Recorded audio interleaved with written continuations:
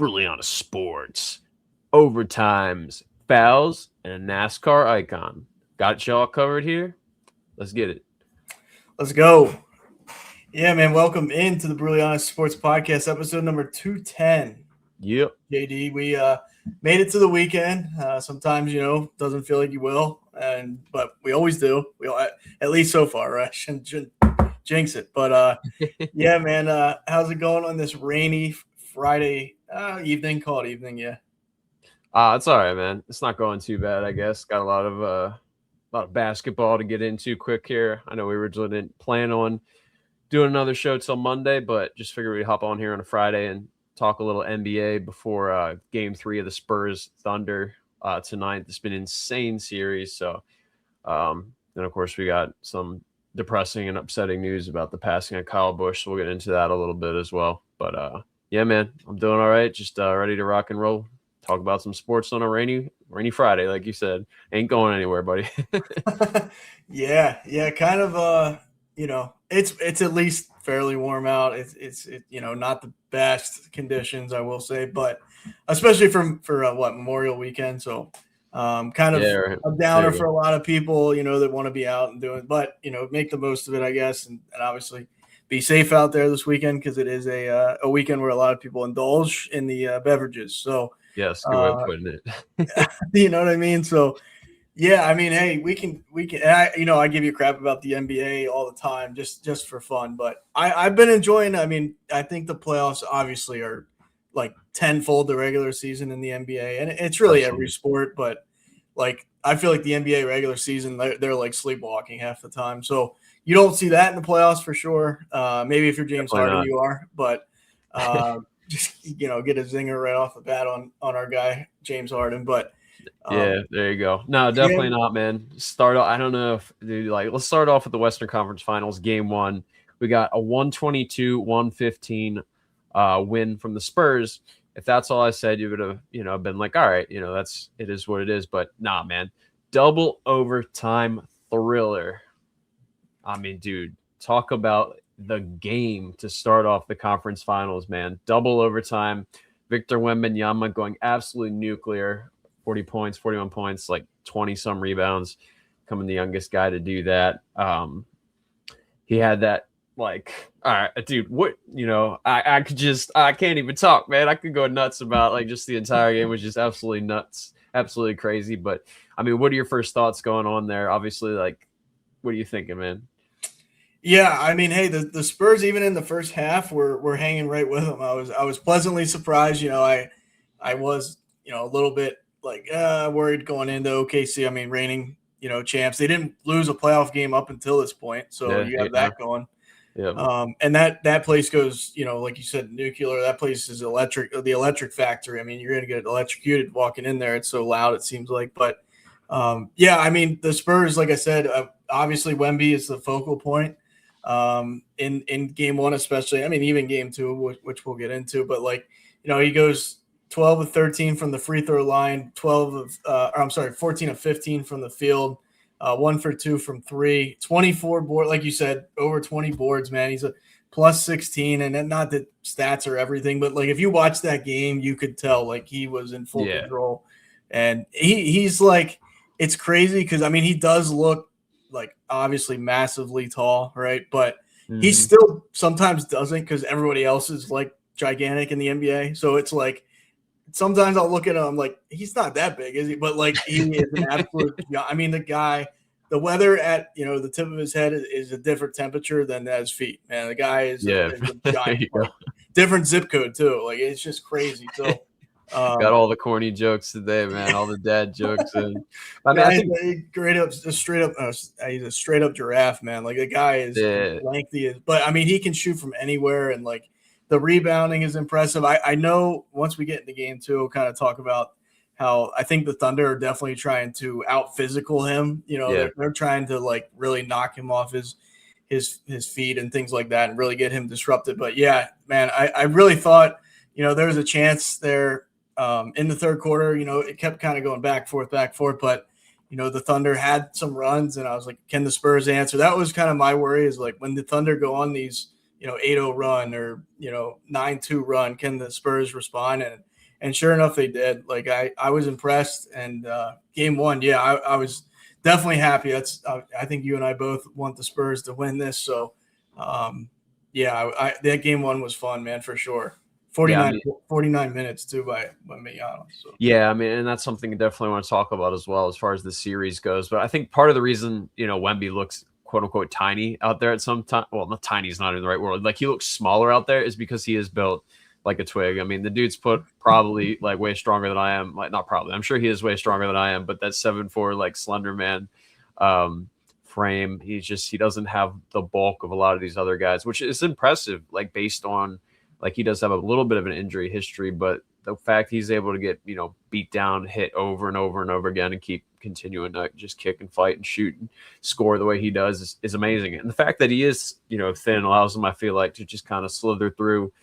How many times do we see him throw up shots, get his own rebound, tip it in? But yeah, man, just definitely, I feel like, one of the best starts that we could definitely have to a conference finals. With Eastern Conference Finals, a little bit different story, but I mean, it's still, ultimately also went in overtime. But I did want to say one thing, Victor's shot at the end of OT from the logo, his logo 3-pointer, that just seemed like something different, man. When that went in, it's just like, oh boy, Spurs got to win this one. But yeah, that Eastern Conference Finals game one, though, I mean, talk about like an absolute snooze fest.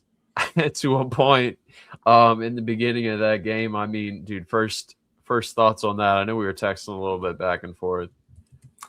Yeah, I mean, it felt like a lot, obviously just a lot happened in that second half to, like you said, the first half pretty much a snooze fest. The Knicks, I mean, give the Cavs credit. I don't think they really skipped the beat coming off of a long series, obviously with the Detroit Pistons there. And like they came ready to play. I mean, honestly, they were there and they were in it to win it. And then all of a sudden it felt like the Knicks, like in the fourth quarter, I mean, they're down 22 points. Yeah. 22-point comeback. Yeah. With like 7 to go. I mean, I thought they'd make it like a 10-point deficit and then it would turn into fouls. And, I just didn't think they were going to pull it out. It's just going to be, okay, we'll make it closer and hopefully something happens. But I was very obviously pessimistic with 7 minutes left. I was like, okay, I mean, the Cavs got them. And that would have hurt because it's like, if you're the Knicks, everything kind of fell in your lap. You swept the Sixers. You had 9 days off. Like all the things that you kind of want to see from a playoff team presented themselves for the Knicks. Game on at the Madison Square Gardens, one of the most electric places in sports for sure. Yeah. Absolutely right, man. Yeah, I mean, and that was kind of the fear though for a lot of people. Will they come out, kind of cold from the shooting perspective, and they did in the first half. Yeah, like what 2 for 19 from 3 or something like that. It was like I forget. Yeah. They couldn't find the broadside of a barn in that first half, man. But what's really interesting, and this kind of got brought up all over the place, so we're definitely not the first to talk about it. But Kenny Atkinson is regarded as a really good coach and like a really good strategist and things like that. He kept James Harden on Brunson the entire like fourth quarter and overtime when Brunson was just torching him. I mean, it was obvious. I mean, Mike Brown, coach of the Knicks, even came out and said, like, yeah, it's no secret we were targeting James Harden. Like James Harden, like especially, I think they had like 9 straight plays of isolation or something against Harden, like kept switching off. I don't know what Atkinson was doing. I mean, Jalen was going absolutely nuclear. I mean, dude, what's dude's name? Landry Shamet, I think the guy's name is. Like a few corner threes. I mean, Josh Hart had a really rough outing, and we'll talk about his bounce back game in game 2. But yeah, dude, like what? I mean, dude, seriously, like Kenny Atkinson, what the actual flip are you doing just to allowing James Harden, known for playoff choking anyway, not really known for his defense? He comes out and says like, oh yeah, Harden's a great on-ball defender. It's just like, like, bro, like what parlay did one of your homies like hit that trying to hit that makes you say something like that? But yeah, dude, I honestly, like, I was getting ready to kind of, go to bed, and then I get a message from you saying like going overtime. I like do like a double check, looked at my phone. I'm like, dude, this is ridiculous, man. And you knew once the Knicks made it in overtime, you knew that they were gonna take the game. Ended up taking it 115 to 104. OG Anunoby had a few I think it was free throws or whatever in OT. He kind of came through. So Knicks are good, man. They're solid. And I mean, we might as well roll right into game two. With that, I mean that one, dude, that was from the beginning. How'd you put it from the get go with that one?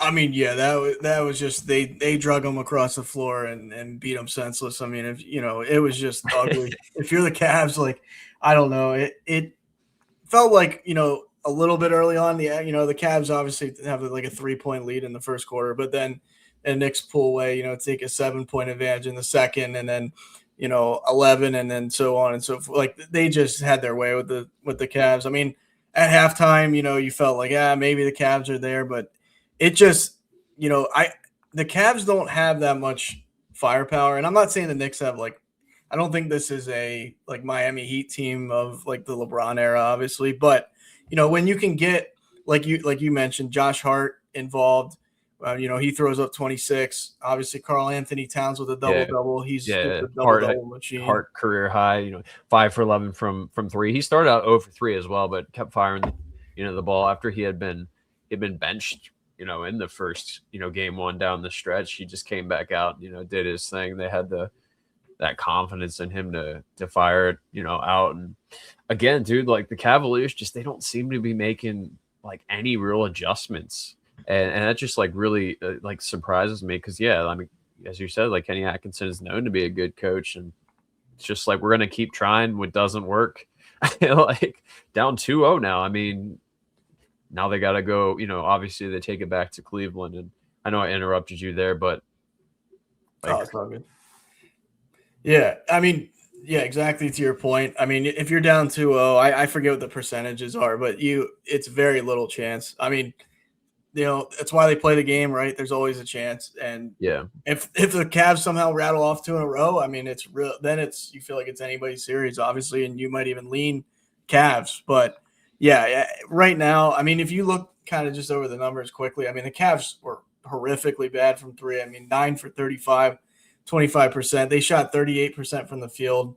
Wow. The Knicks shooting, I mean, the Knicks shot 51% from the field, and 36% from 3. So it's just, I don't know. I mean, to me, this might be a hot take or it might just be obvious, but I don't think James Harden is worth the juice isn't worth the squeeze with him anymore.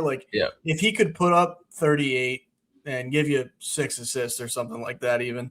Yeah, I would take his, piss poor defense for lack of a better word, but he's so bad on defense, man. Like he doesn't put up numbers like he used to. Obviously, like this isn't the Houston James Harden, we're talking about. So right.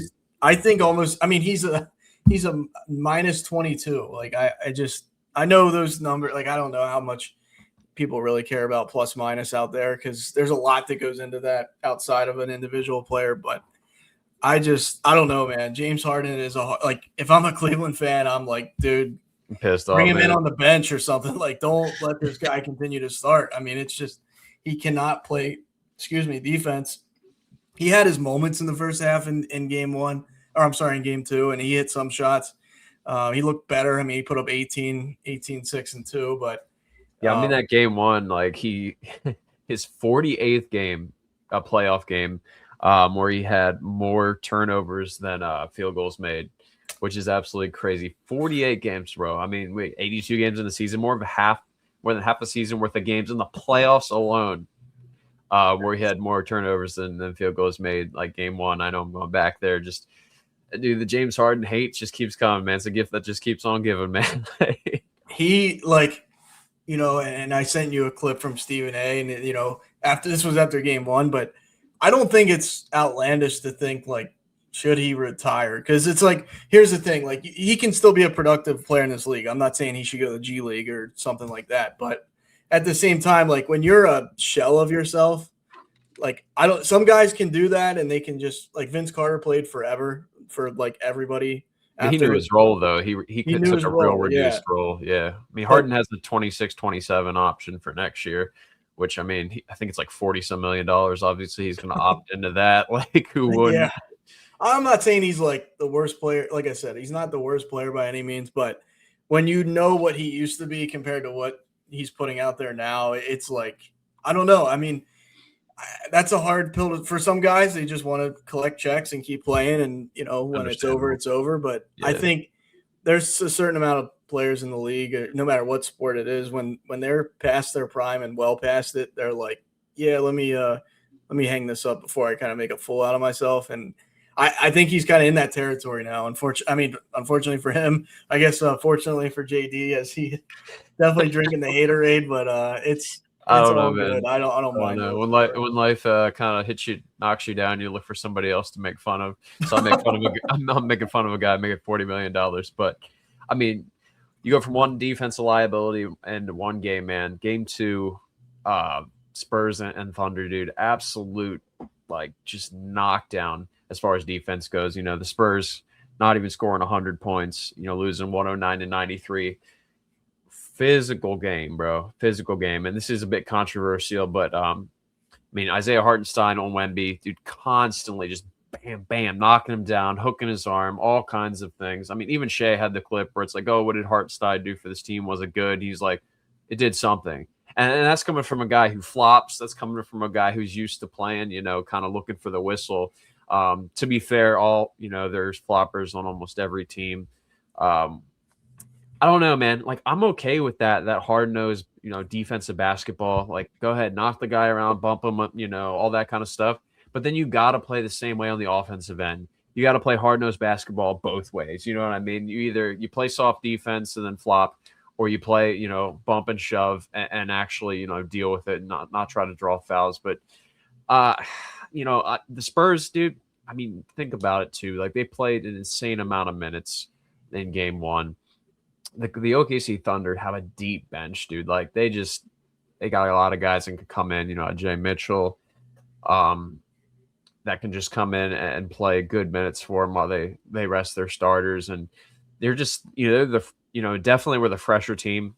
On what was it, Wednesday? Yeah, definitely they were the fresher team on Wednesday, and you could tell they just had more energy. I gotta say too, bro, like the Thunder Stadium looks dope. Like that, orange is my favorite color, but like that blue and orange, bro, like that's really nice. That's really clean.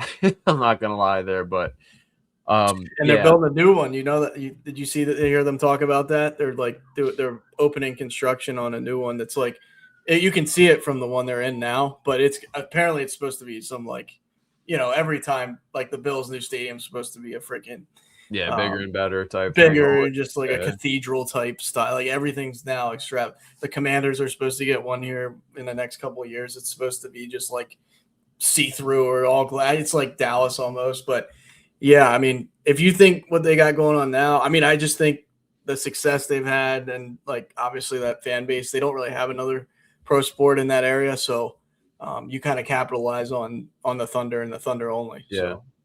That's fair. For sure. I mean, one of the biggest like downsides, like probably the biggest downside out of that game for both teams, really, you know, it being tied up 1-1. But the injuries, dude. I mean, De'Aaron Fox missed the second game in a row for the Spurs with his ankle. But more importantly, you know, Dylan Harper, he went down, missed the rest of the game. They're not sure. He's questionable for tonight. And then Jalen Williams for the Thunder. Now, again, like the bench for the Thunder is just so loaded. And they've played without, you know, Jay Will is white chocolate. But they played without J-Dub for a good portion of the season and still dominated. But, you know, him re-aggravating that hamstring is just could be really problematic moving forward. So, I mean, I'd like to see full strength play against full strength. You know, you never want to see guys get hurt, but especially in the playoffs when it matters most.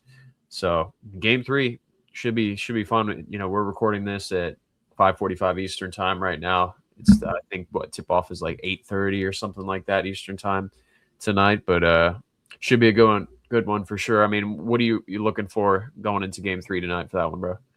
Yeah, absolutely. I mean, I think, like, to your point with Game 2, which I kind of hope doesn't repeat it. I mean, it's going to, I think. But the whole thing with this. With the Thunder playing a lot more physical is like you can't let Like you cannot, if you're the Spurs, right? If you're Wemby, any of those guys, really, you can't let them like get in your head. Yeah. That's what they're trying to do. Obviously, like they regrouped after game one. You can tell like they came out with a different way of playing, a different Absolutely. mindset. Yeah. You can't take it away from the Thunder that they definitely came out swinging in a way that they didn't game one. I think they were taken kind of a little bit by surprise at how good the Spurs were playing in the first one. But yeah, that's a very good point, man. I mean, if you're the Thunder, you come into that game, you're the reigning NBA champions. You've not lost a playoff game all season. Right. So it's like, who's going to beat us? It's one of those like, who are you basically? Doesn't matter what they did in the regular season. I'm sure the Thunder we're going to destroy you. And then they obviously lose that. So, I mean, I think going to San Antonio, obviously you get the crowd behind you for the Spurs. I mean, it's been a little bit since I think they've been in the Western Conference Finals. So that place will be rocking just as well, I think. I mean, that's a good fan base as well. So I'm hoping that, I mean, I don't know if I am hoping, but this is what I'm looking for is hopefully they can get Chet Holmgren in foul trouble early or Hartenstein. Like one of those two got big guys on the Thunder there, so they can kind of control the paint with Wemby a little bit more, because I think whoever kind of gets off to a better start, at least initially, and I know we talk about it all the time, basketball is a fourth quarter game, almost every time.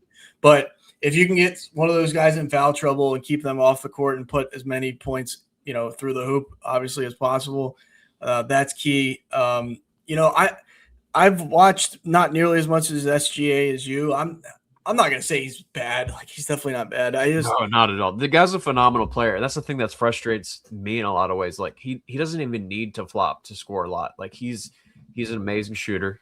The guy knows how to play the game. He's smart. He makes good passes. But anyway, go ahead.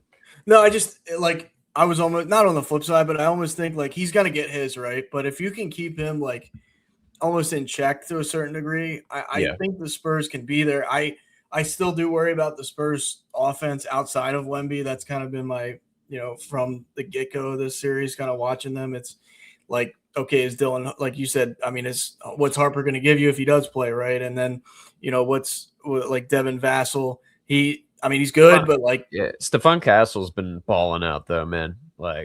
Castle's been their number two option for sure. And the guy's definitely playing great basketball. Can they, my thing is, can they hang with them game in and game out? That's my fear. Yeah, exactly. Because I know OKC is going to score a boat. They can score a boatload. Can the Spurs score a boatload consistently? Or I mean, if not, can they lock up SGA and the crew enough? You know what I mean? It's really one of those things. I feel like the Spurs are not playing with house money. It's not the right way to put it, but they're kind of at a little bit of a disadvantage, in my opinion. When I watch them play against the Thunder, because I feel like the Thunder just just clockwork for them to score. It's okay, can the Spurs, be efficient, score, consistently over 4 quarters, play good deal. I think they can. It's just I need them to kind of. Tonight's a big one, because if you don't win tonight, you have to win you have to win game 4. You're not going down 3-1 against the Thunders. GG's, forget about it. I mean, sustainability. Are these guys going to be able to keep going? They already ran a very short rotation game 1. I think game 2 as well. But Dylan Harper not playing, good chance he's not going to play tonight. And if he does, how much is he going to be able to give you? And then Darren Fox again, if he misses a game with an ankle, I mean, those are your two of your guards right there. So I think the Thunder will probably end up coming out with a win tonight. They're the healthier team, and I know it's in San Antonio, but I'm gonna call a Thunder win tonight, honestly. So shout out to our Thunder fans here. As much as I like to hate on them, I think they got it tonight, but we'll see. I could be very wrong. Monday, we'll find out. But moving on to the Eastern Conference, I mean, we got tomorrow, I think, is game 3 for them. Yeah, they just, if I remember correctly.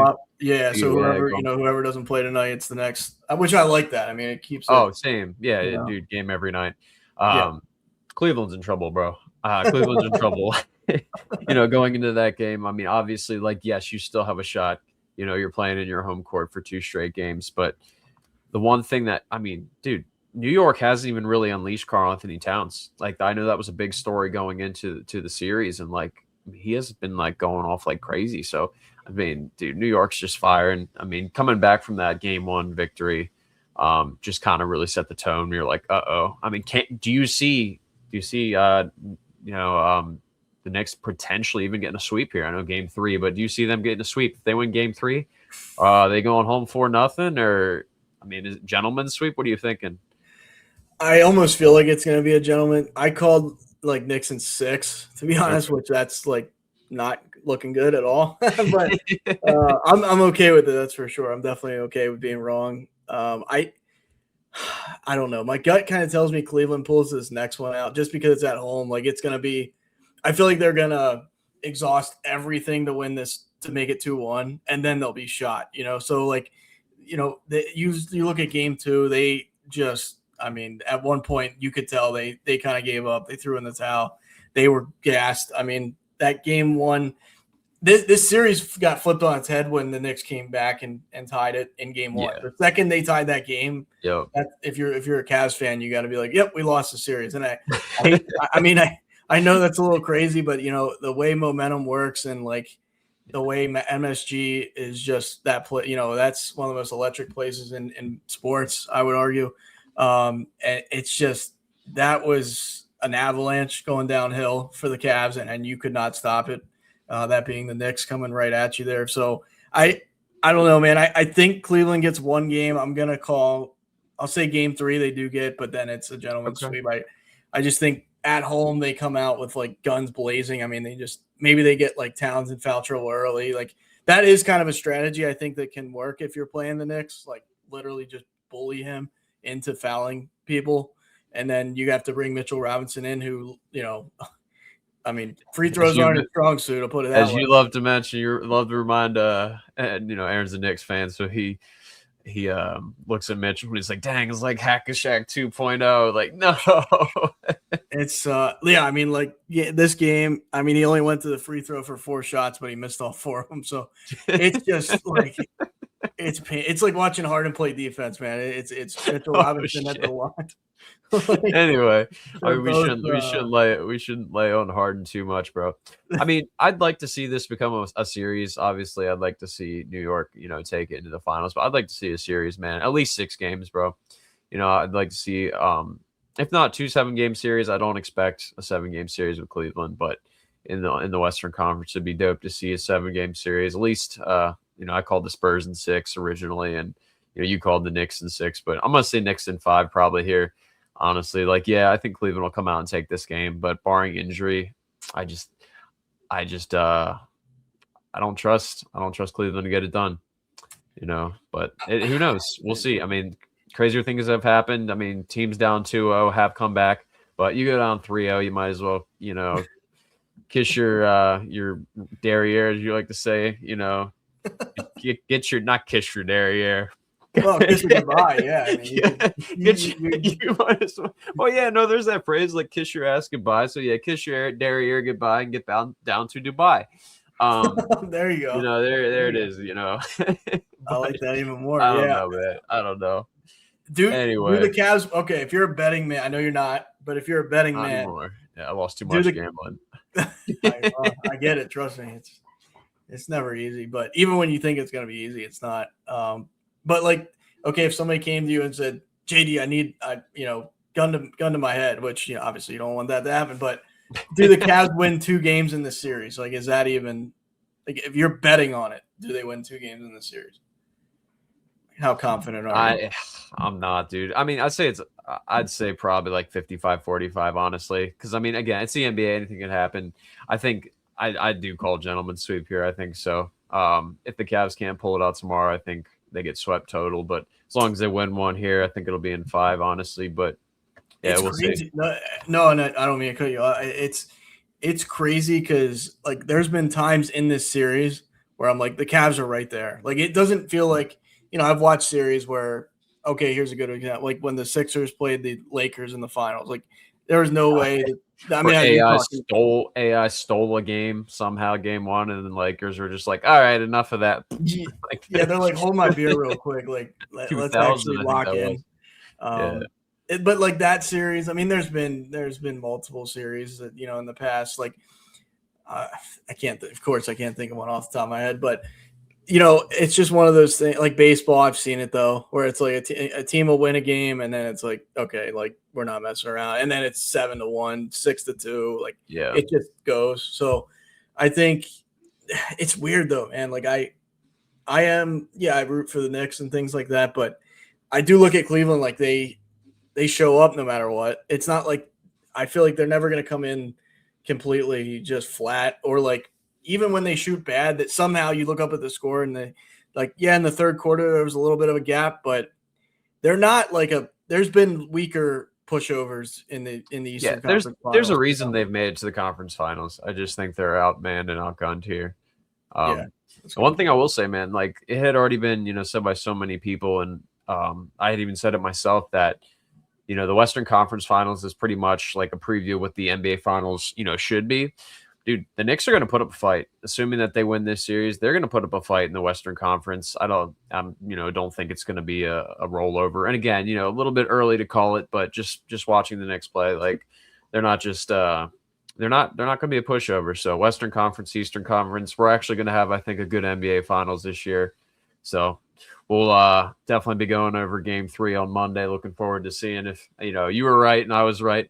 But I guess we unfortunately, it was definitely not anything that we would ever want to talk about in the show. Obviously, death is the end of life. It is a part of life, But 22-year veteran, 41-year-old Kyle Busch, NASCAR driver, did pass away yesterday on Thursday. I keep forgetting what they were recording. So 5/21/2026 did pass away at the age of 41 years old.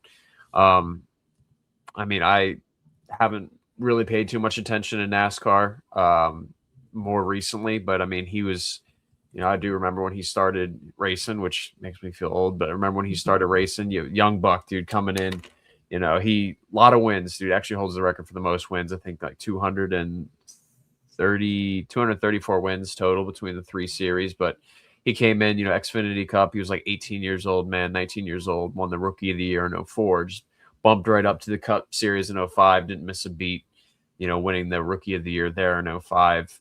I mean, there are so many things that, what are the thoughts that come to mind for you? I know you watch and pay a little bit more attention to NASCAR nowadays than I do, but obviously a sad day, sad time in sports for sure.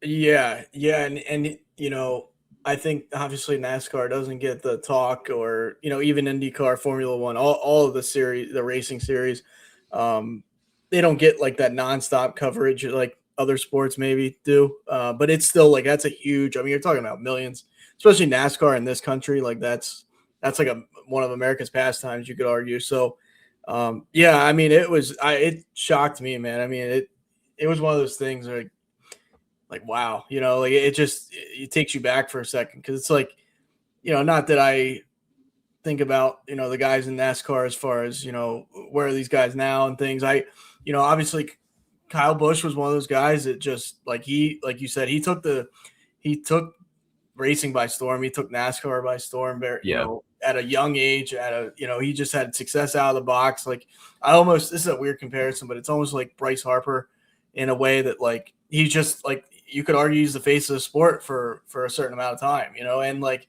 the thing is with him, he was non-apologetic. Like if he felt like something bothered him, he even said like, I got no time for bullshit. That's what he said. And like, he stood on that. Like he didn't, I think ever since he had kids, he definitely calmed down a little bit, because early in his career, he was really just like, I don't want to talk bad on him, but he was very opinionated, and like everybody knew it. Like he was very brash, if you put it that way. So hate him, love him.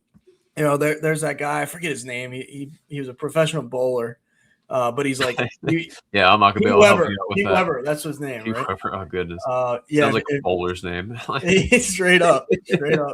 But if you go watch him, careful where you're around, because he drops expletives like a madman. But he, when he finished up his career, and he's one of the most accomplished bowlers of all time, he said and this is exactly how I feel about Kyle Busch. So that's why I draw the comparison. Is he's like, you either love me or hate me, but you watched, and that's exactly how I feel about Kyle Busch. Because even early in his career, I was like, oh man, this guy's a jerk, or an a-hole, whatever you want.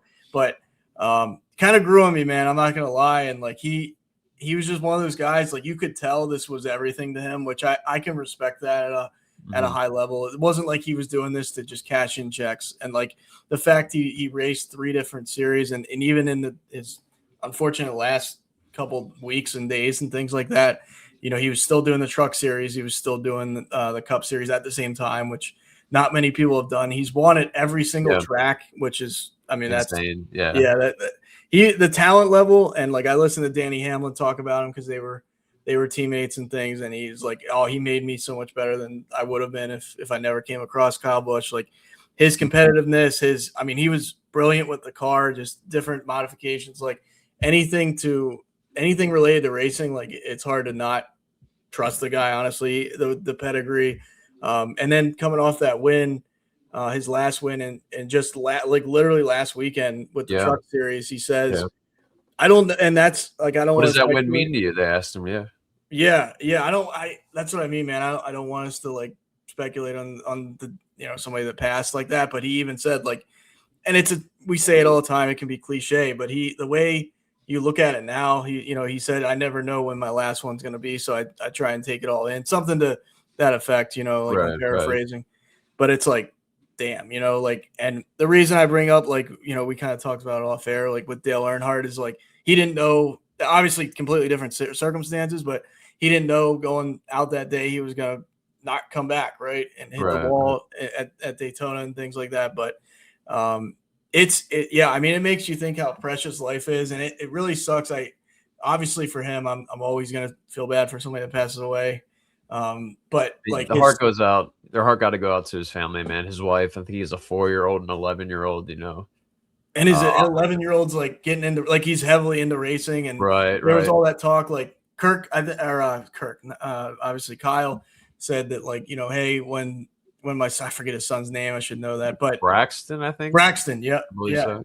Good one there. But yeah, he said, like, Braxton might be coming in and I'm going out, or he even said, though, he's like, I don't want to be racing like where I'm full focused at the same time, because he's like, I am gonna kind of worry about what I'm doing, and like I respect that, because I mean that's being real. It's not being like fake and sugarcoating it. Like, he's a competitive. These guys are ultra competitive. I don't care what sport it is, racing or football, basketball, bull riding. It doesn't matter. Like, they're ultra competitive, and like just to hear him say that, man, it makes you pause and like, damn, like that, it can be gone like that. It really can. And you're not promised tomorrow. You're not promised the next day. I mean, and just, to touch on his greatness, like I said, 234 total wins, 63 Cup wins, a record 102 Xfinity wins, and then record 69. Very nice truck wins. He even said that too. He's like 69. Like, he's such a he never changed, man. Like, he calmed down, but like he's a clown in a good way, right? Like a goof. Goof, goober. Yeah. There you go. Yeah, that's just who he was. So. But yeah, man, definitely. Like I said, our heart goes out to their families, and to the family, and I mean even his older brother Kurt. Just prayers up for everyone there in the NASCAR community. Definitely shook. But Sunday will be interesting. Like, when they line them up, it'll be. I mean, that's when it's real. There was talk, they were going to postpone it and things like. I don't know. You wouldn't have wanted that. No, definitely not at all. Nah, definitely not. He would have wanted them to keep racing. I mean, he raced not feeling well his last race. I mean, that's, there was a 911 call released today that was, they were saying that, on Wednesday that, and I want to make sure I don't goof this up. That's why I'm pulling up my phone here to read it here. But the 911 call said that, he was coughing up blood, a little bit of blood the day before. He had shortness of breath. He felt like he was overheating. So that he had been in the hospital with a severe illness 3 days before. And, it's just sad. It's just sad all around, man. So pretty young, man. I mean, honestly, 41 is, you got to like, Kobe was 40. So it's like, it's just wild. Like, you take these guys that, I mean, they've done this. Both those guys did what they did their whole life. And then, I mean, Kyle was still doing it. He didn't even retire. Obviously, Kobe retired for a couple of years, but like you had so much life, and so many things. Like, knows what he would have done in racing. Like he could have, I mean, he was an entrepreneur with, starting his own type of things on the side within racing development. Like it does suck, man. I can't lie. And yeah, like you said, thoughts and prayers. And I kind of hope his son, like, not that this flips a switch because his son's already hooked into racing, but like, it almost gives you more of a why now, even than you had before, which hopefully he uses it for. I mean, I can't imagine being 11 years old and, your dad being there all the time and then boom, just gone. So that's rough. But as the Sandlot said, heroes are remembered, but legends never die. So rest in peace to Kyle Busch. Rest in peace to Kobe. I got to move on to something a lot lighter here. Almost feel bad making a transition from something that sad to something this goofy, but talking about another legend here, I just got to throw it up here. I saw Tom Brady made his Gucci debut. He made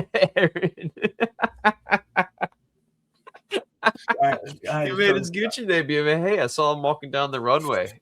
Swagger, bro. It looked like he was decked out in leather. I mean, what do you got to say? Keep it PG-13. Yeah, I'll keep it PG-13. It could. I will say it could have been more. I'll say feminine, right? I could say other words, right? But it could have been worse. I'll give him that. Like I didn't see it and was like, oh my, like here we go. But I was like, this guy just doesn't go away. Like, go away. Just get out of here. Like, go spend some time with your family. We know you're not married, but go spend some time with your kids. Like, just stop, dude. Just stop. I don't know. Like, close to 50, bro. Like, you got to accept it, man. No amount of plastic surgery is gonna get you to where you're not your 30s, my dude. Exactly, dude. I was just gonna say that. Like his facial structure has like. There's definitely been Botox and whatnot. Like he looks like an alien almost a little bit. Like I don't know about all that, but he looks like CGI to me a little bit. And like Aaron's been a 20+ year hater of Tom Brady, so he's gonna throw anything he can at him.